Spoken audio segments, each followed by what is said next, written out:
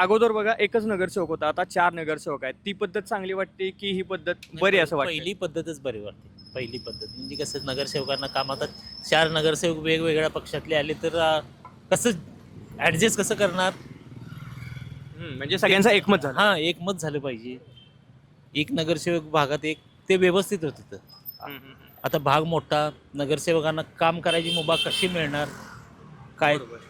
आणि चौघांचं एकमत होणं अवघडच आहे. म्हणजे थोडक्यात काय 4 आले की प्रश्न सोडवले पाहिजेत, बरोबर? सोडवले कुठले प्रश्न वाटतात तुम्हाला इथले जे ज्वलंत आहेत आणि ते सोडवलेच पाहिजे असं वाटतंय? रेसिडेन्शियल काय आता रस्तेच आहेत मेन. ड्रेनेज लाईन वगैरे आता चालूच आहे. आमदार साहेबांनी केलेले आहेत ते केलेलेच आहेत. बाकी काय रेग्युलर मग लोकांचे काय जास्तीत जास्त कॉर्पोरेशनमध्ये कामं काय दाखले हे ते अगदीच मी अगोदर आम्ही म्हणजे ज्या पद्धतीने सर्वे घेत होतो, हां. तर त्यावेळी आम्हाला सांगण्यात आलं की आमचे इथे क्षीरसागर साहेब आहेत, आमदार आहेत, त्यामुळे आम्हाला नगरसेवकांची गरज आहे गरज असं नाही वाटतंय ना. का? होय, होय. आहे दादांचं तसंच आहे.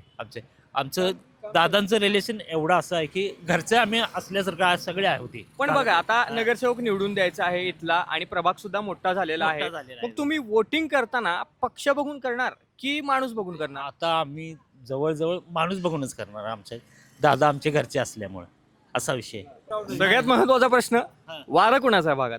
वारा आमच्या आता दादांचा मुलगा उभारणार आहे ऋतुराज क्षीरसागर आणि ते आता साहेब झाल्यासारखेच आहे. कारण आमचा फुल पाठिंबा असणार आहे वैयक्तिक आणि लोकांचा पण आहे.